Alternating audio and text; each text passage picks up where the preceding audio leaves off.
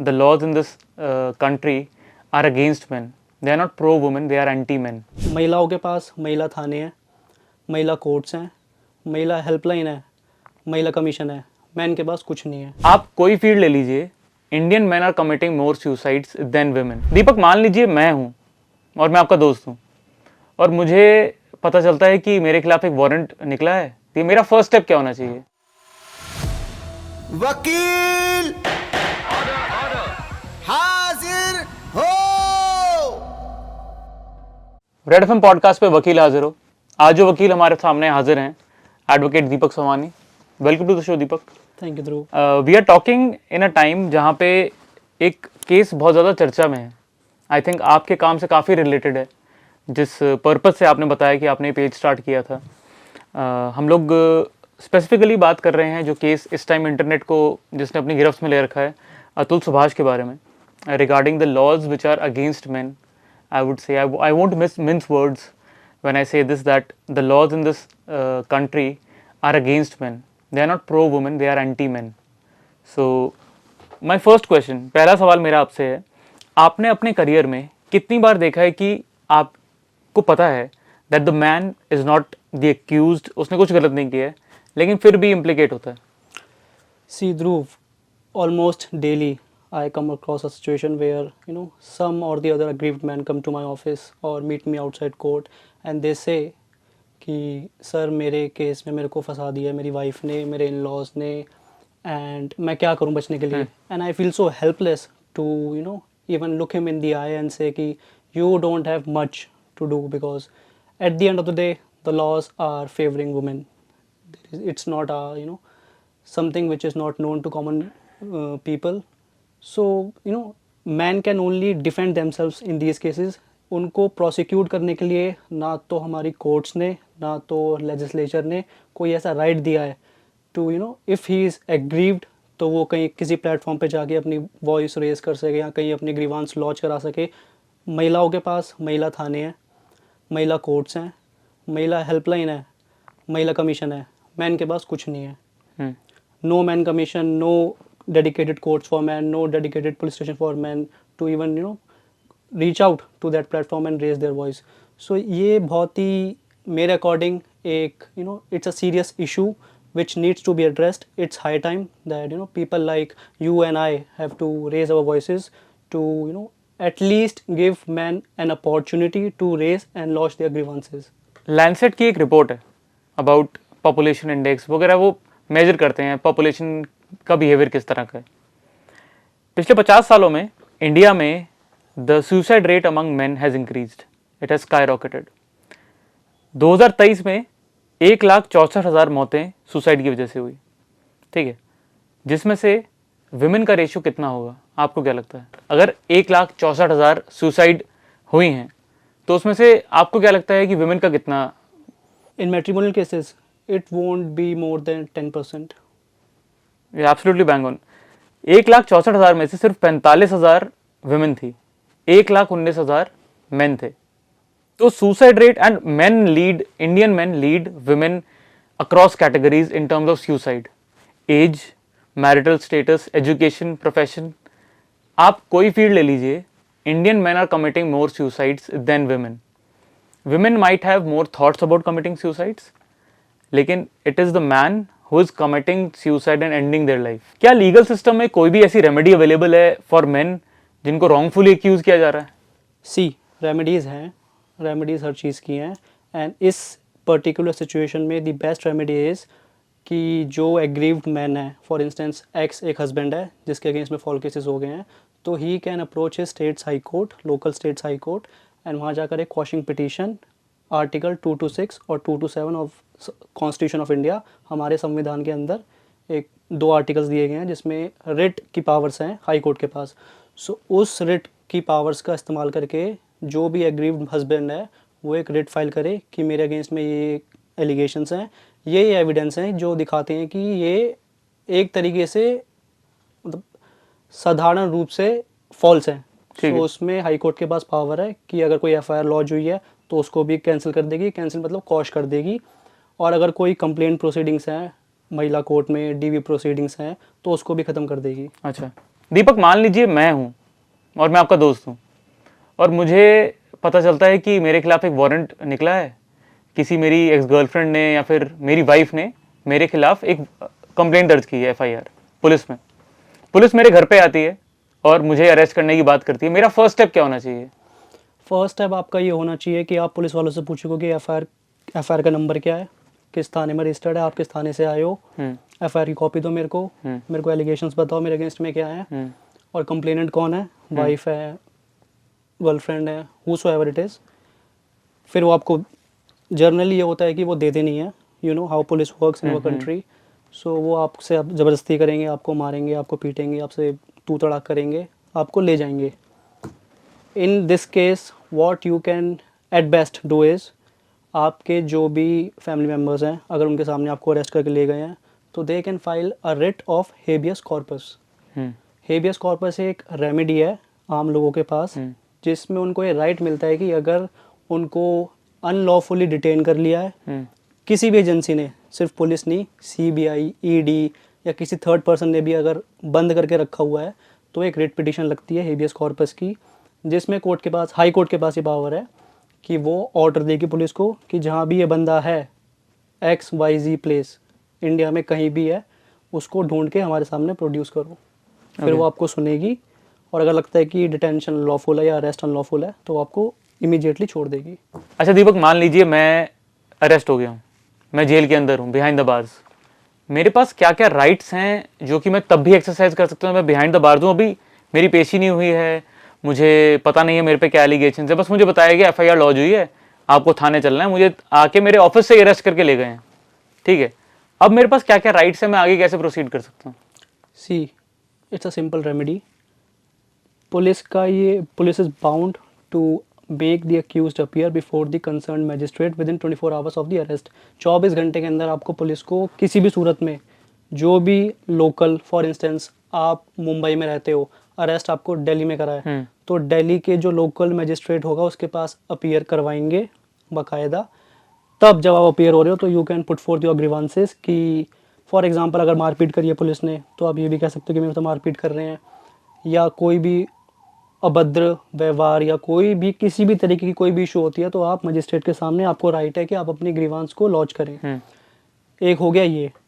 दूसरा, if you are not able to afford a counsel, उस case में भी you can ask from the court that you want a legal aid counsel. So उस case में आपको free of cost court वकील दिलवाएगी। उस वकील को आप ऑथराइज करेंगे कि आपकी बेल लगानी है, आपकी रिमांड एप्लीकेशन अपोज करनी है, या कोई भी अगर रेमेडी है, सो वो वकील आपके बिहाफ पे कोर्ट में प्लीडिंग्स फाइल करेगा। ठीक है। और तीसरी चीज़, अगर आपको लगता, obviously if there is no family member who is just as you said that nobody is aware that you are arrested or detained, so उस केस में it will be difficult for you to approach the court, so वहाँ you have to there should be someone who is aware। तो वो जो दिखाते हैं फिल्मों में और TV सीरीज में कि आपको एक फ़ोन कॉल अलाउड है अरेस्ट के टाइम पे, वो सच में होती है? होती है। You can say कि I want to make a call to any friend or relative, but yeah, in some cases, especially in remote areas जहाँ पे पुलिस स्टेशन इतने they don't follow the law to the letter, उन cases में they can even deny। तो it's quite, so therefore in the recent decision of the Supreme Court has directed the police stations to install the CCTV cameras in every police station so that these things can be recorded and produced as evidence as and when required। Okay, ठीक है। एक आदमी जो कि अच्छी खासी पढ़ाई करके, मेहनत करके, ईमानदारी से नौकरी करके एक पोजीशन पे पहुंचा है, शादी करता है, बच्चा होता है, लेकिन वाइफ डिवोर्स केस फाइल करती है और साथ में 5 एलिगेशंस और लगाती हैं। प्रूव हुए हैं नहीं हुए हैं एक अलग डिबेट है, बट वो आदमी सुसाइड कमिट करता है और अपने साथ में 24 पेज का एक लेटर लिख के जाता है, 1.5 घंटे की वीडियो रिकॉर्ड करके जाता है, एक्यूजिंग द जजेस, accusing the legal system, accusing everybody possible which is around them।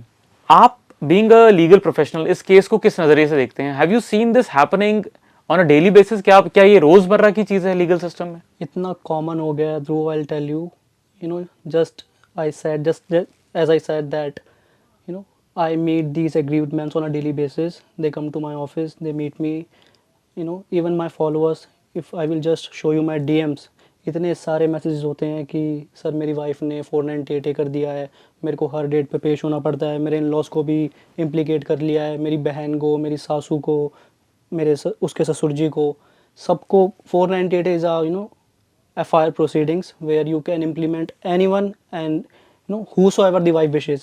किसी से कोई क्रुएलिटी हुई है नहीं हुई है डज नॉट मैटर, FIR में आपका नाम आ जाएगा.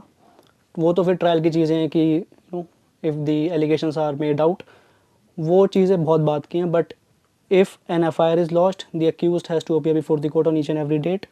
सबसे बड़ा you know drawback, in laws बूढ़े माँ बाप होते हैं, इन लॉस सारे बूढ़े होते हैं, उनको हर डेट पे आना पड़ेगा. किसी किसी डेट पे उनको एग्जाम्पशन मिल सकती है.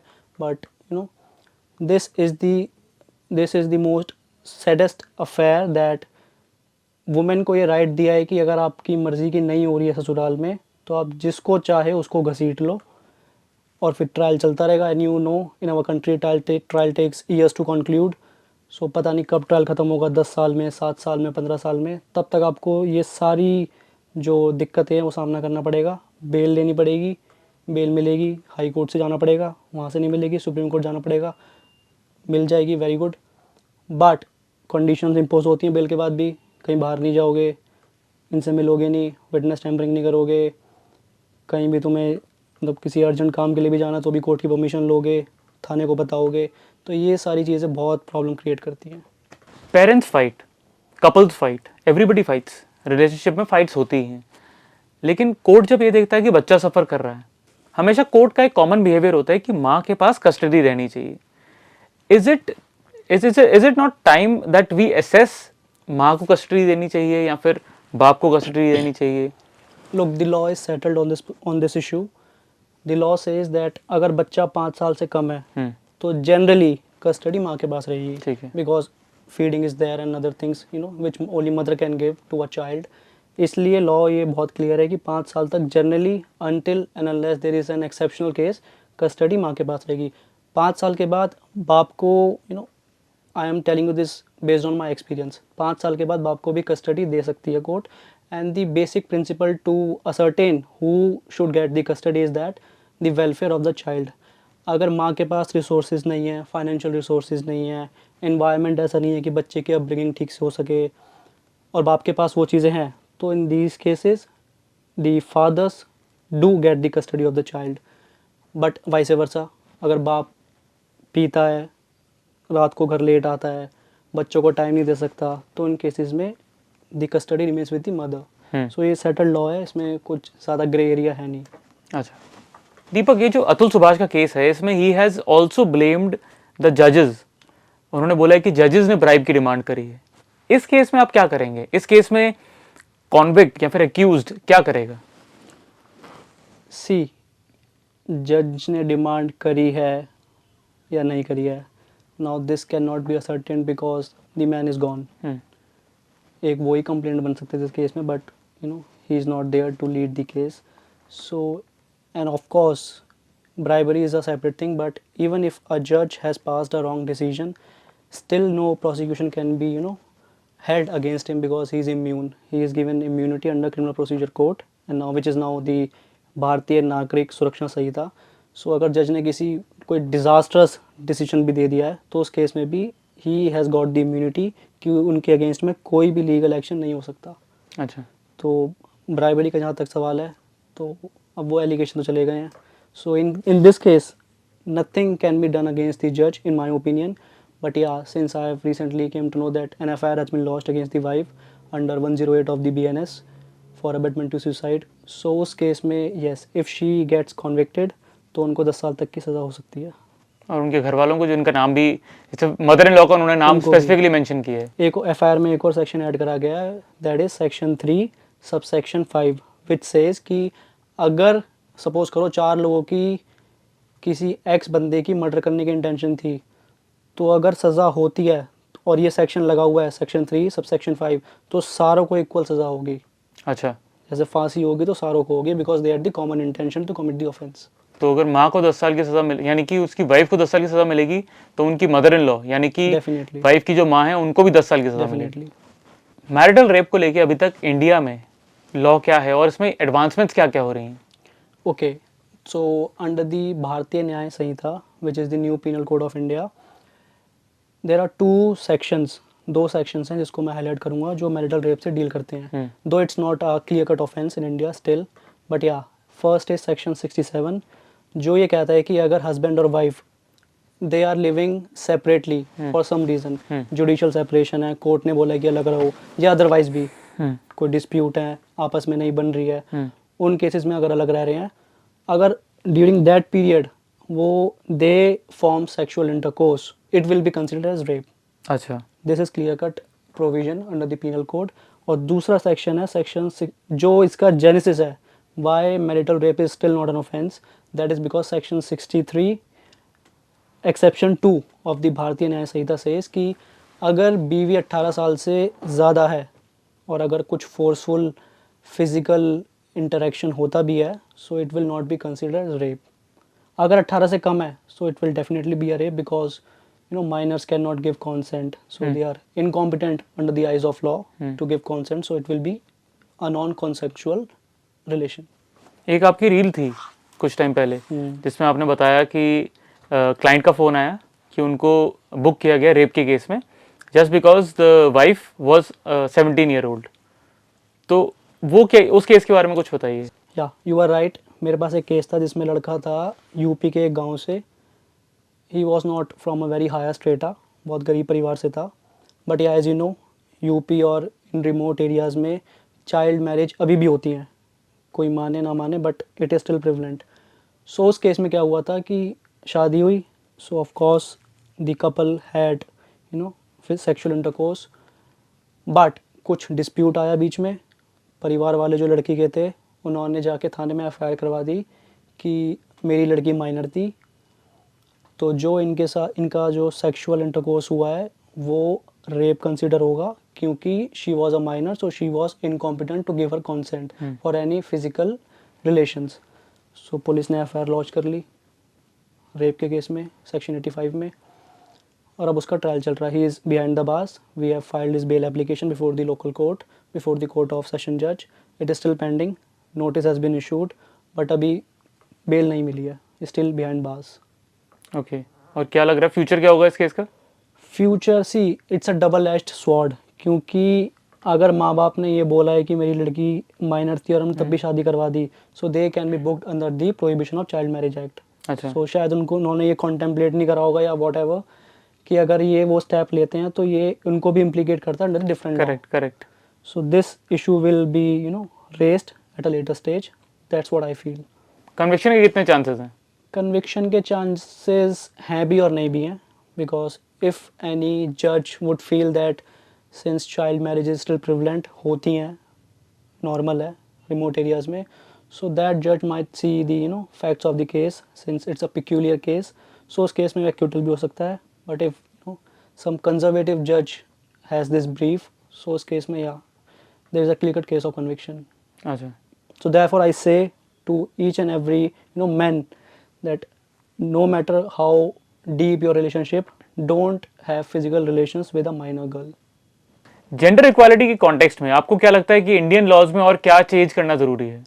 See, बहुत चेंज करने की ज़रूरत है since this recent case has shook the conscience of our nation कि एक बंदा जो he was well educated, he was earning quite handsomely, wife was also a literate one. ये भी नहीं कि दोनों अनपढ़ थे या गांव में कुछ हो रहा था.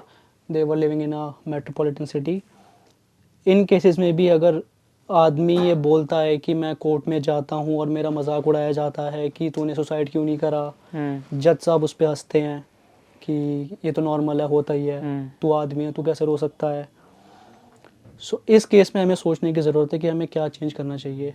And the change that we require today is to there are two recourses, either to there is only one thing that I demand is I'm not मैं ये नहीं कह रहा है कि औरतों से कुछ ले लो. जो मेरी अगर वीडियोस जो मेरा काम फॉलो करते हैं they would realize कि मैं ये नहीं बोलता कि औरतों से ये राइट्स ले लो.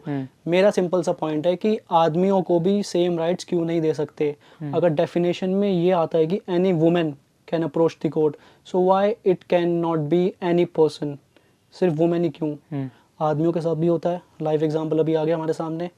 सो ये कोई इट्स नॉट अ शाम कि these things are not happening on ground, they are happening.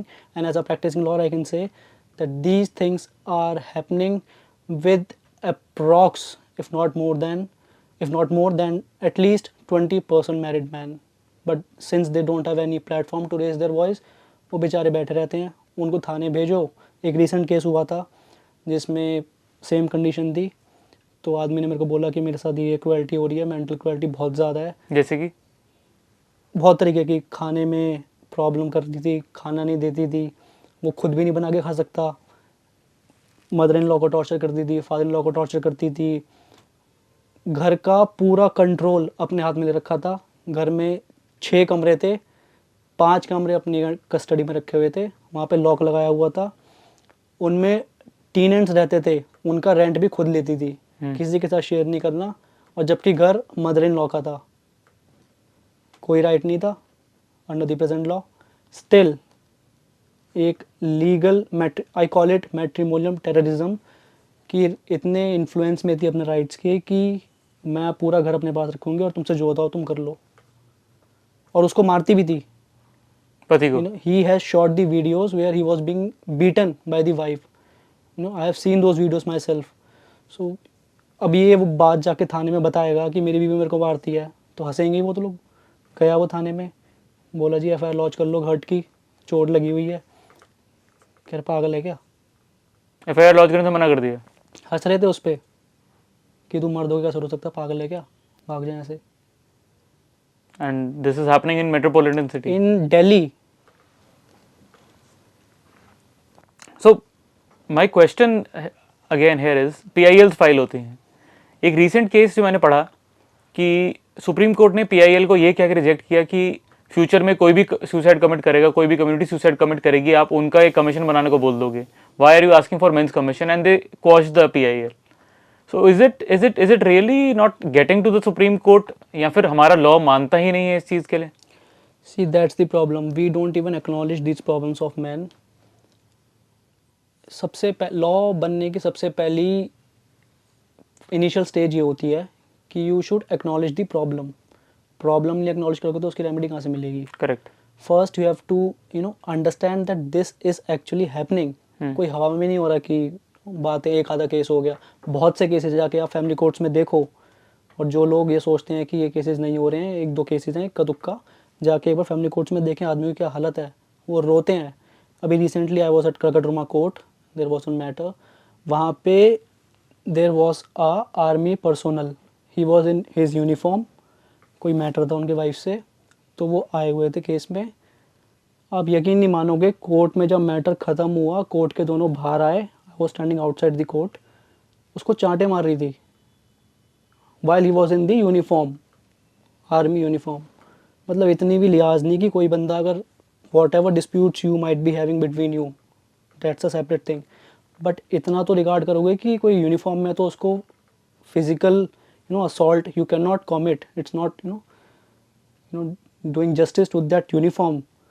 कोई फ़र्क नहीं पड़ रहा, मार रही है, पीट रही है, nobody can even intervene, because what can we do? कोई भी इंटरवीन करेगा उस पर चार्ज अलग आता है. So this is happening on ground. ये मैं आपको रियल इंसिडेंट बता रहा हूँ जो मैंने खुद अपनी आंखों से देखा है. सो इतनी बुरी हालत है फैमिली कोर्ट्स की. Men are being traumatised on a daily basis, and it's high time that we should start acknowledging it. And I give full marks to one of the member of parliament. His name is Asaduddin Owaisi. I might be having different opinions on his views on different subjects, but in this case I should give full marks to him. वो इकलौता एक ऐसा MP है जिसने parliament में खड़ा होकर बोला था कि आदमियों के भी रेप हो रहे हैं, आदमियों के साथ भी क्रुएल्टी हो रही है. Why you are not criminalizing that in this new penal code? जब ये भारतीय न्याय संहिता की जब डिस्कस हो रहा था बिल, तब उन्होंने ये बात उठाई थी. और अब यकीन नहीं मानोगे, जो बाकी के MPs थे वो हंस रहे थे उनके ऊपर कि क्या बातें कर रहा है. But is it also because of the patriarchy that has been followed? सबको ये लगता है कि औरतें क्या ही कर लेंगी, सबको यही लगता है कि औरतें क्या ही कर लेंगी, उसकी बेसिस पे लॉ बन रहे हैं और उसी की बेसिस पे मुकदमे लड़े जा रहे हैं, और उसी के बेसिस पे मतलब the over confidence of main in patriarchy is resulting in them, the future generations to falling. You can say it is backfiring at this stage, but see, एक law society develops, society dynamic हो गई है. एक law जो आज है might not be of any use or might be subjected to misuse at a later stage in future. For example, सती प्रथा थी हमारे समाज में पहले, अबॉलिश करा ना हमने, एक टाइम पे खूब चली थी, प्रिवलेंट थी, बट जब हमें लगा कि no this is not right, it is being misused against innocent women, हमने उसको अबॉलिश कर दिया. So why can't this happen in this case? यहाँ तो मैं अबॉलिशमेंट की बात ही नहीं कर रहा हूँ, मैं बोल रहा हूँ कि जो सेम राइट्स वुमेन को हैं सेम मैन को दे दो. जो भी एग्रीव्ड हो, whosoever has a better case may go to the court and put forth their case and let the court decide who is aggrieved. Women को प्रॉपर्टी में equal right मिल रहा है, Definitely, और स्पेसिफिकली अगर विल ना हो तो. definitely. Since 2005, this amendment was brought in year the 2005 Hindu Succession Amendment Act, जिसमें ये क्लियर कर दिया था कि जो घर में बेटी है अगर उसकी शादी हो जाती है नहीं भी होती है, so she will be having the equal right as against son. बेटी और बेटे को इक्वल राइट मिलेंगे.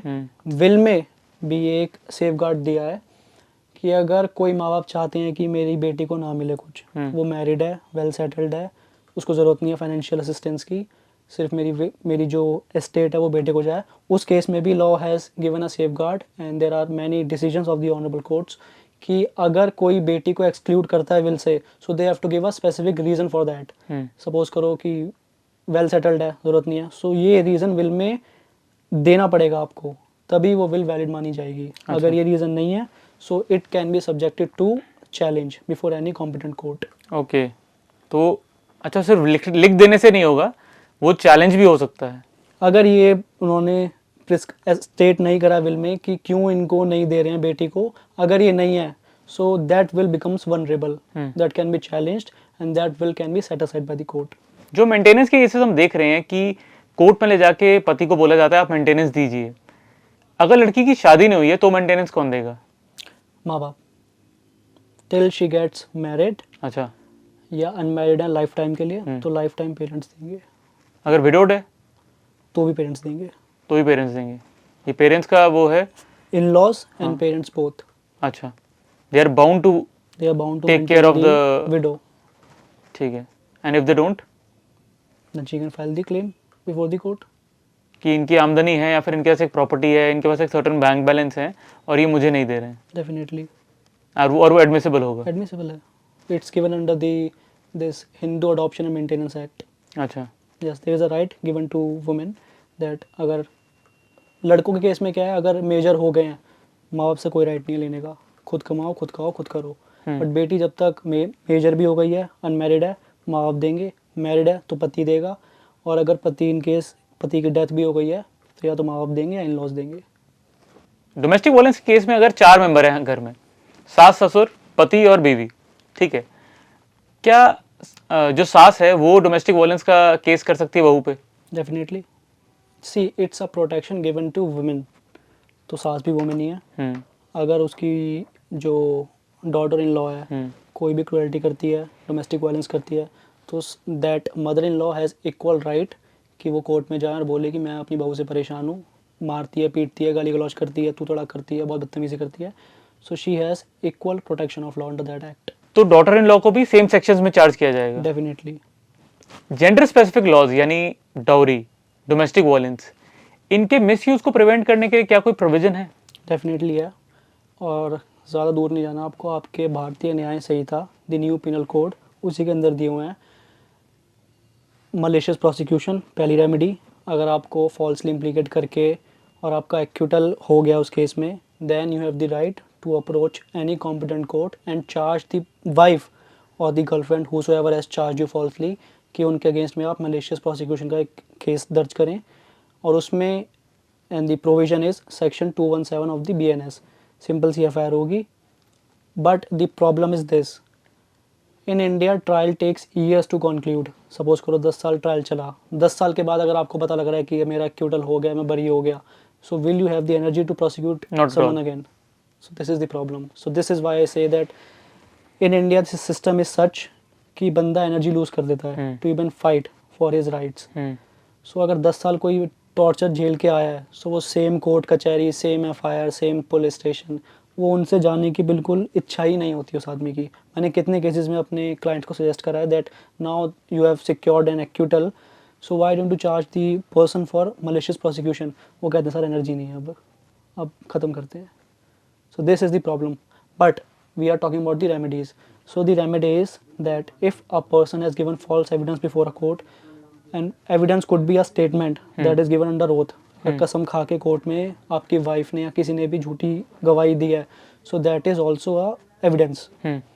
So उस केस में अगर बाद में ये स्टैब्लिश होता है कि झूठी गवाही थी, झूठा केस था, सो उस केस में section, if I am not mistaken, it's section 289 of the Bharatiya Nyaya संहिता, उसमें उस बंदे को 7 साल तक की सज़ा हो सकती है कि आपने झूठी गवाही दी कोर्ट पे।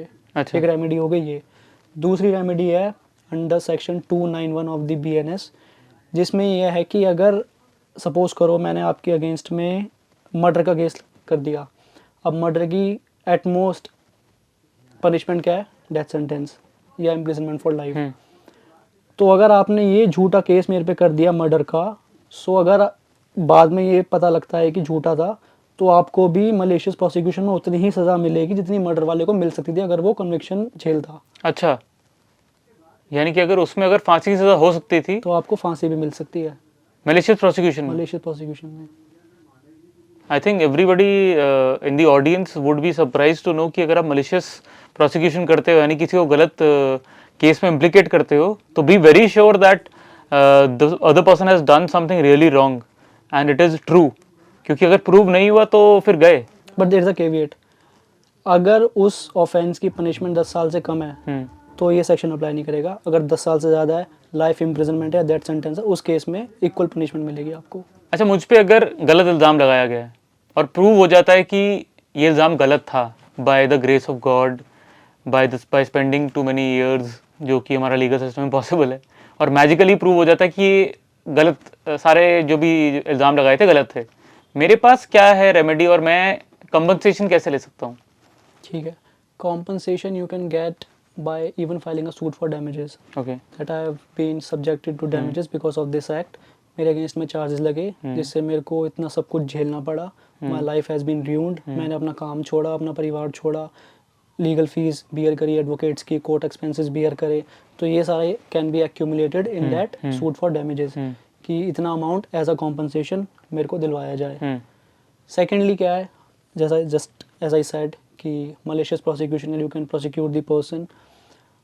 और क्या हो सकता है, यू कैन इवन, और जो सेक्शन 291 के अंदर रेमेडी है कि अगर आपको किसी पर्सन ने ऐसे ऑफेंस के लिए फॉल्सली चार्ज कराया जो कि पनिशेबल है 10 साल की सज़ा से या लाइफ इम्प्रिजनमेंट से या डेथ सेंटेंस से, तो उस केस में अगर वो प्रूव हो जाता है कि उस बंदे ने आपको फॉल्सली इम्प्लीकेट करा था, तो उसको भी या तो 10 साल मिलेगी या लाइफ इम्प्रिजनमेंट मिलेगी या डेथ सेंटेंस मिलेगी। डेथ सेंटेंस तो generally they don't give to these people, but life imprisonment भी मिल सकती है। और हुआ है ऐसा केसेस में? हुआ है, रिसेंटली हुआ है, 30 हज़ार कोर्ट ने दिया है। क्या केस था? सेम केस था, कल्पेबल होमिसाइड का केस था, विच इज़ मर्डर। 2 पड़ोसी थे, मारपीट हुई, वेपन वगैरह यूज़ हुए, ठीक है, तो एक बंदे की डेथ हो गई। अच्छा, बट प्रॉब्लम ये थी कि जिसको चार्ज करा था, जो हमारा क्लाइंट था, वो बस वहाँ से he was just passing by that road, तो उसको उठा के डाल दिया, क्योंकि कुछ ग्रजेस थे फैमिली के, जो डिसीज्ड की फैमिली थी उसके और जो मेरा क्लाइंट था, तो फॉल्सली उसको चार्ज कर दिया। जो एक्चुअल कल्प्रिट थे उनको they did not even bother investigating those people. तो बाद में जब सब कुछ हो गया, क्रॉस एग्जामिनेशन हो गया, फाइनल आर्ग्यूमेंट्स हो गए, then we secured an acquittal for those people. 2 लोग थे वो जो मेरे क्लाइंट्स थे। After that we charge the family of that deceased कि इन्होंने ये झूठा केस बनाया था क्योंकि there was some revenge sort of thing.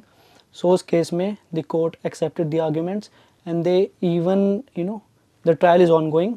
The subsequent trial that we had initiated under 291 is still pending, but we are hopeful that they will get the equal punishment जो उन्होंने उनके अगेंस्ट में लगाई थी।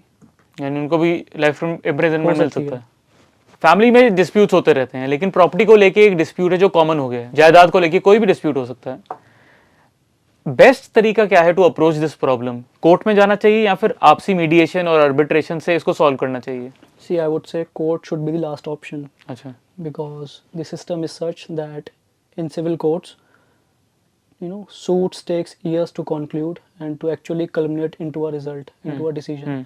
So courts तो मैं suggest नहीं करूँगा. If possible, जो भी परिवार वाले आपस में बैठें, either by way of mediation या out of court settlement, एक MOU draw कर लें, memorandum of understanding या family settlement जिसको हम कहते हैं, कि एक प्रॉपर्टी है, दोनों के राइट हैं, 19-20 हो सकता है, 45 तू ले ले, 55 मेरे को दे दे, इतना हो सकता है, तो गुंजाइश है, तो they should form an MOU और उसके बेस पे उसको सेटल कर दें.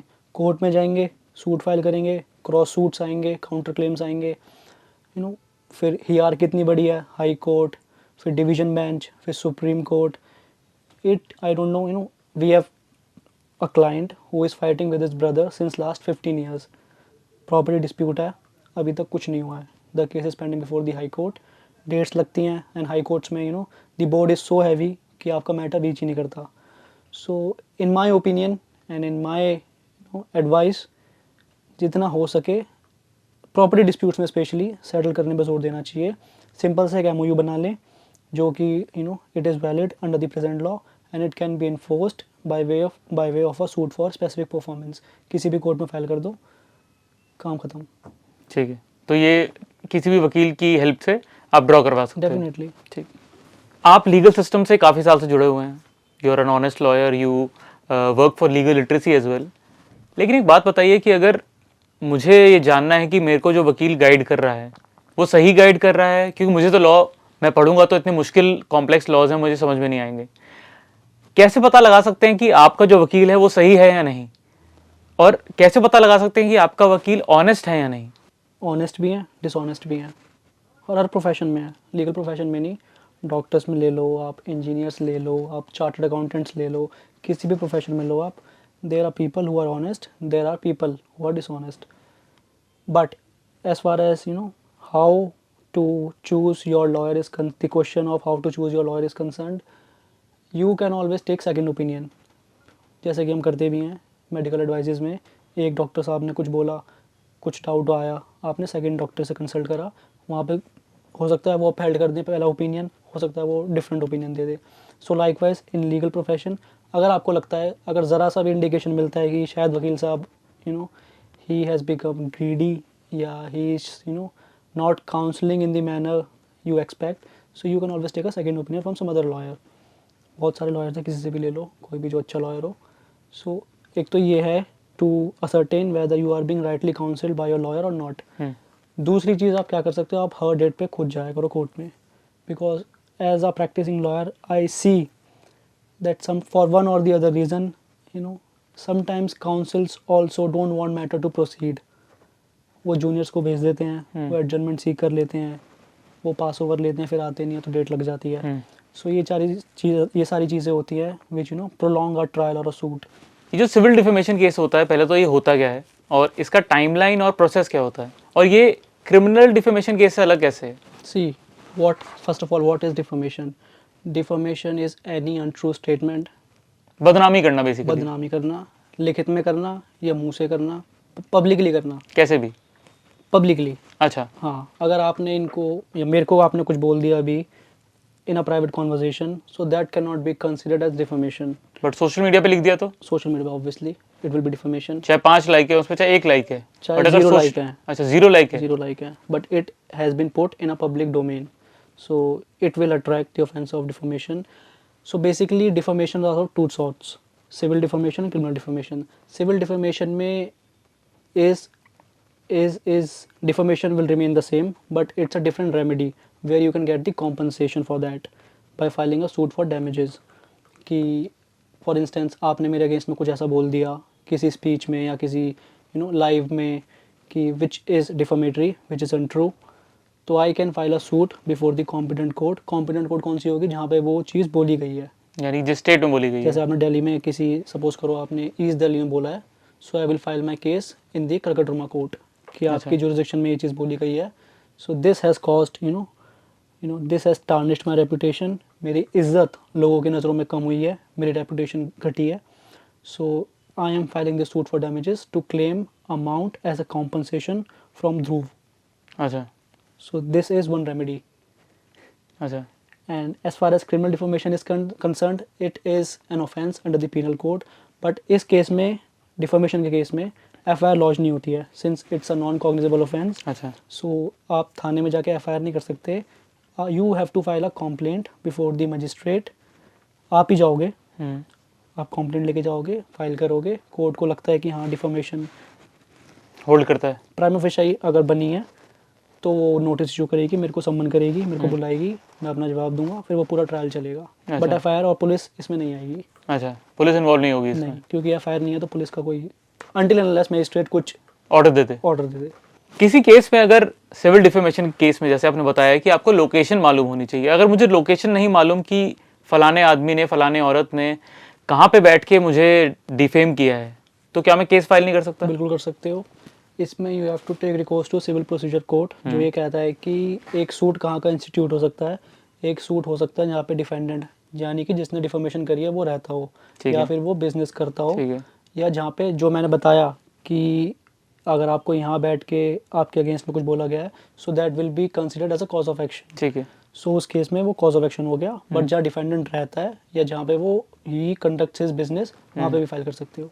अच्छा, मतलब बस उसके बारे में पता होना चाहिए थोड़ा भी. अगर इतना भी पता है कि फलानी जगह पे वो रहता है तो we can file. Proper address ना भी बताओ तो फर्क नहीं पड़ता, बट पता है कि इस दिल्ली में रहता है तो करकटरमा कोर्ट पड़ेगी, तो वहाँ जाके फाइल कर दो. तो उस तक पहुंचेगा कैसे वो case? For that you have to know the address. अगर एड्रेस किसी रीज़न से नहीं पता है, देन कोर्ट क्या करती है, पब्लिकेशन का ऑर्डर करती है न्यूज़पेपर में कि आप एक पब्लिकेशन निकालोगे लोकल न्यूज़पेपर या फिर नेशनल न्यूज़पेपर में अपने खर्चे पे, अपने खर्चे पे, कि ये इस बंदे के अगेंस्ट में ये वाला केस फाइल हुआ है, तो it is brought to his notice कि आके आप अपीयर हो कोर्ट में. अगर फिर भी वो नहीं होता है, then the case can be proceeded ex parte. यानी कि मतलब उसको उसकी गैरहाजिरी एस्केलेट कर देते हैं. नहीं, उसकी गैरहाजिरी में केस चलेगा.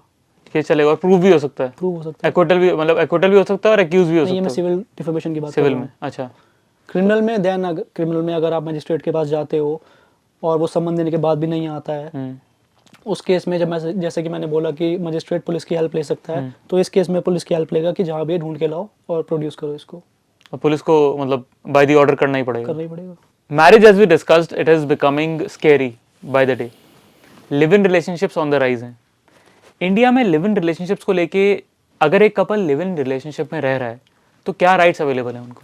See, basically there are 3 rights that are available, and majorly to the women. First of all, woman can claim right to maintenance from the guy. Live in partner. The Supreme Court has held in a recent decision कि अगर दोनों couple live in में रह रहे हैं, काफ़ी time से रह रहे हैं, कितना टाइम होना चाहिए? there is no as such timeline, but substantial period of time, 1 साल 2 साल 3 साल 4 साल अगर रह रहे हैं, उस केस में अगर लड़की डिपेंडेंट थी उस लड़के पे and she has no source of income, तो उस केस में she can claim the maintenance from that guy. अच्छा. कि मेरे को खर्चा दो. दूसरा राइट है कि अगर इन केस दोनों में फिजिकल रिलेशंस होते हैं, तो अगर बच्चा पैदा होता है तो that child can not be considered as illegitimate, because court का ये व्यू है एंड लॉ का ये परसेप्शन है कि अगर लड़का और लड़की ने कुछ करा है तो इसमें बच्चा क्यों भुगते, so why should child be considered as illegitimate. तो उसको लेजिटिमेट चाइल्ड का दर्जा मिलेगा इन एनी केस. वो बच्चा नाजायज़ नहीं होगा, जायज़ होगा. तो थर्ड राइट ये है कि अगर during the course of that relation अगर दोनों ने कुछ प्रॉपर्टी बनाई है, दोनों ने इक्वल शेयर दिया या किसी ने ज़्यादा दिया किसी ने कम दिया है, सो दोनों अपना शेयर वो ले सकते हैं. ये नहीं होगा अगर किसी की सपोज करो एक लड़के ने प्रॉपर्टी अपने नाम पे ले ली लेकिन कंट्रीब्यूशन लड़के का भी था, सो लड़की can claim that contribution from that property कि मैंने इतना पैसा लगाया था तो वो मेरे को दो या मुझे प्रॉपर्टी दो. उसका प्रूफ होना चाहिए, मुंह ज़बानी से नहीं होगा. It proofs are always better, so if it is done through banking channels, so it will be easier for the girl to prove that. So these evidence should be there. ठीक है. But ये है कि अगर property दोनों ने अपने mail जोल से बनाई है, सो वो दोनों ले सकते हैं. लिव इन कपल, अगर कोई लिव इन कपल है and both of them have multiple partners, okay. तो उस केस में क्या डीएनए टेस्ट का यूज़ किया जाता है टू असर्टेन कि ये बच्चा मतलब लेजिटिमेटली उसी लिव इन पार्टनर का, या फिर यही कंसिडर किया जाएगा since the women was residing with this live in partner who is a male, for the longest of time, it will be considered that ये बच्चा, this child is his child. Look, I'll just tell you the position of law on this subject. Under the Indian Evidence Act, which is now भारतीय साक्ष्य संहिता अधिनियम, the law says कि अगर शादी के perspective में बता रहा हूँ मैं, अगर पति और पत्नी की शादी के बीच में कोई बच्चा पैदा होता है, सो अगर वो बाप का नहीं है, किसी थर्ड आदमी का है, तो उस केस में भी nobody can claim DNA. That child will be considered as the child of the husband of the, he will be considered as the father. अच्छा, चाहे वो नहीं भी हो, और उसमें बाप को ये राइट भी नहीं है कि वो डीएनए क्लेम कर ले, ना माँ को राइट है, कोई क्लेम नहीं कर सकता. So likewise there is no as such settled law as far as living relations are concerned, but यही अगर हम प्रिजम्पशन इस केस में डालें, so since the partners are living together, so उन्हीं का कंसिडर होगा. डिवोर्स के केसेस में इररिट्रीवेबल ब्रेकडाउन ऑफ मैरिज को इंडिया में कब तक कंसिडर किया जाएगा? See, this was first considered by the Honorable Supreme Court in the year 2004. ठीक है. केस का नाम था नवीन कोहली वर्सेस नीलू कोहली, जिसमें फर्स्ट टाइम सुप्रीम कोर्ट ने बोला कि yes, this can be a situation जहाँ पे कपल्स बिल्कुल एक ऐसी पोजीशन पे आ गए हैं, एक थ्रेशोल्ड पे आ गए हैं कि अब वो साथ रह ही नहीं सकते इन एनी केस. कोई सेटलमेंट का चांस नहीं है, कोई रिकन्सिलिएशन का चांस नहीं है. सो इस केस में the supreme court had granted divorce to the parties on this very ground.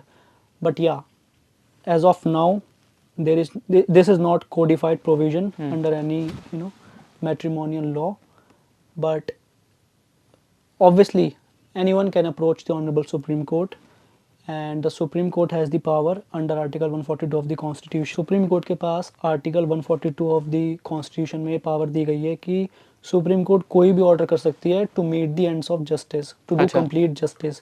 Supreme court को कुछ भी लगता है कि ध्रुव को न्याय मिलना चाहिए, तो वो कुछ भी करके, उसको सारे राइट हैं, कुछ भी ऑर्डर कर सकती है, कोई चैलेंज नहीं कर सकता उसको. सुप्रीम कोर्ट कौन नहीं चैलेंज करेगा. So this power is with the supreme court. So अगर किसी पार्टी को लगता है कि they have a case for irretrievable breakdown of marriage, तो वो सुप्रीम कोर्ट में जाएँ, SLP फाइल करें, रिट फाइल करें, और इस आर्टिकल के अंदर they can get this divorce. But हाँ, as far as family courts are concerned, since there is no codified provision, so lower courts cannot grant divorce based on this ground. So we are still to see this as being made a ground by the parliament. So let's see when it happens. अच्छा, property division के cases में husband और wife, क्या कोई prenuptial agreement जैसी चीज India में exist करती है? Not for the time being, but yeah, this concept has come from the West, especially US, UK and Canada. So but हाँ, इंडिया में भी कुछ जगह हैं जहाँ पे ये वैलिड है. फॉर इंस्टेंस गोवा में वैलिड है, but you should be a resident of Goa. तो अगर आप गोवा में रहते हो, आपके पास डोमिसाइल है, इन दैट केस, और दोनों पार्टीज़ गोवा की होनी चाहिए, वहाँ पे आपकी शादी हुई है, तो you can execute a prenuptial agreement. So and the other places Daman and Diu and Dadra and Nagar Haveli, इन 3 जगहों पे, and there is a reason why prenups are valid there, because these places are still governed by the Portuguese civil code. Our civil procedure code does not apply there. So इसलिए वहाँ पे अभी ये चीज़ valid है. But slowly I have seen that and recently there was an incident. It was of Patiala House Court, जहाँ पे हमारा एक मैटर था. वहाँ पे कोर्ट की भी ऑब्जर्वेशन ही आई थी, मतलब it was a oral exchange कि it's high time that prenuptial agreement should be made common. It should be legalized so that these disputes can be settled to some extent. Because अगर terms पहले से settled होंगे तो court पे भी कम cases आएंगे, court का बर्डन भी कम होगा, पार्टीज में भी एक they will be bound. एक हार्मनी बनी रहेगी. एक हार्मनी बनी रहेगी. They are aware that they have to be bound with their agreement. So I think it is a necessity. But way back, Calcutta High Court once said that prenuptial agreements can be admissible, but उसमें एक condition है कि अगर property से related कुछ agreement हुआ है spouses का, फॉर इंस्टेंस कोई प्रॉपर्टी है जिसमें मेरा पैसा लगा हुआ है, आपका पैसा लगा हुआ है, अगर उसके बेस पे हमने कोई एग्रीमेंट करा है कि अगर डिस्प्यूट होता है या डिवोर्स की कंडीशन आती है तो आप अपनी प्रॉपर्टी ले लोगे, मैं अपनी ले लूँगी, तो उस एक्सटेंड तक ये एडमिसेबल है प्रीनप्शियल एग्रीमेंट. बट इसके बियॉन्ड अगर आप कोई कंडीशन रखते हो कि बच्चा होगा तो वो किसके पास रहेगा, बच्चे का मेंटेनेंस कौन देगा, बेबी का मेंटेनेंस कौन देगा, वो सब can not be made part of the agreement. अगर किसी प्रॉपर्टी पे जॉइंट ओनरशिप है, और दोनों ओनर्स में डिस्प्यूट हो जाए, तो कोर्ट का स्टांस क्या होगा ओनरशिप को सेटल करने के लिए? लुक, अगर एक प्रॉपर्टी है जिसमें सपोज करो आपका 60% शेयर है, हम्म, फॉर इंस्टेंस किसी के बाप की प्रॉपर्टी है, बाप ने 60% किसी को दिया है, 40 किसी को दिया है, so it's a joint property. Hmm, उस केस में क्या होगा, first of all court will, in a partition suit, court will give an order कि इसको पार्टीशन करो पहले तो, हम्म, क्योंकि ऐसे कैसे असर्टेन करोगे आपकी 60% कितना हुआ, 40 कितना हुआ। सो कोर्ट एक ऑफिसर को अपॉइंट करेगा जो कि प्रॉपर डिमार्केशन करेगा, एक फीदा रख के उसकी पूरी मेजरमेंट होती है कि इतना 40% आया, इतना 60 आया, तो जिसका 40 है उसको 40 मिल जाएगा, जिसका 60 है उसको 60 मिल जाएगा। Then they can sell their respective shares. मेरा मन है मुझे कहीं और जाना है, मेरे को वहाँ नहीं रहना, तो मैं अपना बेच के निकल सकता हूँ, बट एक कंडीशन इसमें ये है कि if it is in a dwelling house, dwelling house means कि अगर कोई परिवार रह रहा है, सपोज करो मेरा परिवार रह रहा है वहाँ पे और मेरा दूसरा भाई बेचने को चाह रहा है, सो वो बिना मेरी कंसेंट के किसी थर्ड पार्टी को नहीं बेचेगा। इसका ये लॉ में क्यों लाया गया, सेफगार्ड ये था कि मैं अपनी फैमिली के साथ रह रहा हूँ, अब किसी ने आउट ऑफ रिवेंज, मेरे भाई ने किसी ऐसे परिवार को दे दिया कि लड़कों को दे दिया या बदमाश टाइप जो लोग होते हैं उनको दे दिया, तो मैं तो, मेरी फैमिली तो मेंबर होगी ना। सो इसलिए चेक एंड बैलेंस रखा है कोर्ट ने कि अगर वो परिवार वहाँ रहता है प्रॉपर्टी में, सो बिना मेरी कंसेंट के वो किसी को थर्ड पार्टी को नहीं बेचेगा। और वो कंसेंट फॉर्म साइन कराएगा वो सब? It can be in writing, it can B over WhatsApp, telephonic call, anything, यानी इलेक्ट्रॉनिक रिकॉर्डेड मीडियम। ठीक है। जेंडर न्यूट्रल लॉज का जो कॉन्सेप्ट है, ये marital cases, marital dispute cases में और डोमेस्टिक वायलेंस केसेस में अब तक अप्लाई क्यों नहीं हो रहा है?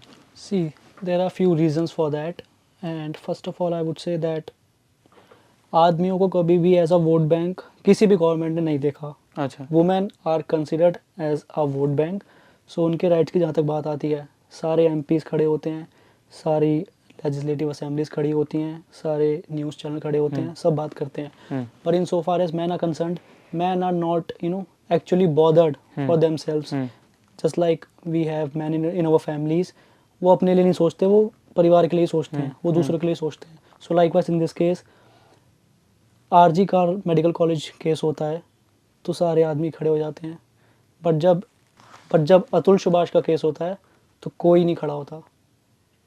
किसी लड़की ने स्टोरी नहीं डाली, किसी औरत ने ये नहीं बोला कि गलत हुआ।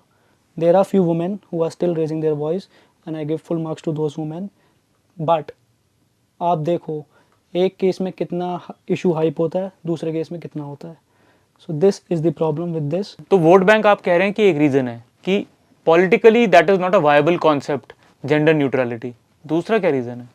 दूसरा रीज़न ये है कि we are playing volleyball with man, day in and day out, on every other day PILs are filed before the Supreme Court, before various high courts to bring in men in the definition of these provisions, but वो dismiss हो जाती है।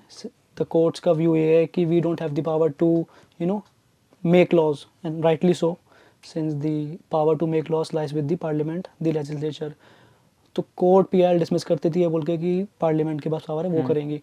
Parliament में कोई इस issue को race करने की जहमत ही नहीं उठाता। एक एमपी ने उठाई, ओवैसी साहब ने, उन पे हंस रहे थे एमपीज, जैसे मैंने आपको बताया। So I don't know for what good reason they are still prolonging this, and I feel that this recent case of Atul Subhash will give at least some sense to these MPs so that they can, at least one of them should, get up in the parliament and, embolden their voice for this. It's high time. Otherwise, men have already lost faith in the marriage as an institution. वो और कम होता रहेगा। You talk so much about equal rights, आप बात करते हैं gender neutrality के बारे में, कभी ना कभी तो किसी एक जेंडर के सेंटिमेंट्स को हर्ट करते होंगे, कभी कॉन्सिक्वेंसेस हुए हैं इसके? Multiple times. And if I tell you, if you just see my DM and if you just scroll through the comments on any video that I create on this subject, there are women, there are section of women who obviously don't like this to be highlighted, so I get resistance from that section. मेरे account पे shadow ban भी लग गया था because काफ़ी महिलाओं ने मेरी कुछ वीडियोस पे इतना रिपोर्ट करा था कि इंस्टाग्राम को मेरा अकाउंट बैन करना पड़ा था। So thereafter it was sorted, मैंने इंस्टाग्राम से बात करी थी and it was all clarified. So ऐसे केस भी हुए हैं कि गालियाँ पड़ती हैं, लोगों को जो चीज़ पसंद नहीं आती है, and since this is an issue जो इतना हाईलाइटेड नहीं है, जो अभी लोग इतना they are not mature enough to even consider this as a problem. तो जो भी अगर वो बोलेगा, जैसे मुझे कोई चीज़ पसंद नहीं है, आप बोलोगे, so obviously there will be retaliation. So in forms में रिटेलिएशन आती है, but you have to pay a price. But deep down, if you feel that what you are doing is the necessary thing, then I feel that somehow you get the inspiration to continue doing it. दीपक, आपकी journey के बारे में बात करते हैं. You've earned a name for yourself on social media, but where did you start? Point zero क्या था आपके लिए? Look, as far as pursuing LLB is concerned, I am a second generation lawyer. अच्छा. My father was a lawyer, he passed away. Then my mother pursued LLB after his demise. So if you can say that I derived my inspiration from my mother, since I used to see her practicing law while I was growing up. So she was the the driving force behind this decision. So it was pretty clear in my mind कि मेरे को वकालत ही करनी है, कोई second thought आया ही नहीं mind में, to be very honest. So I pursued my LLB. Thereafter, as far as this content creation and starting this platform is concerned, ये मैंने start करा था with a thought कि as we have been discussing gender neutral laws, because I had to see these aggrieved men कि इनकी आवाज़ कोई नहीं सुन रहा है, कोई चैनल नहीं है, कोई प्लेटफॉर्म नहीं है कि जहाँ पे ये अपनी बात रख सकें, कोई इनकी बात कर रहा हो, कोई इनकी प्रॉब्लम्स को हाईलाइट कर रहा हो. So with that idea in my mind I started this platform and I am still continuing to push this as far as I can. It's great work that you're doing. I mean, I would want to, on behalf of all the men who are not wrong, I would like to say that it's people like you who bring our trust back into the legal system and make us aware कि हाँ भाई, अगर कल को कुछ होता दिक्कत, there is somebody we can talk to.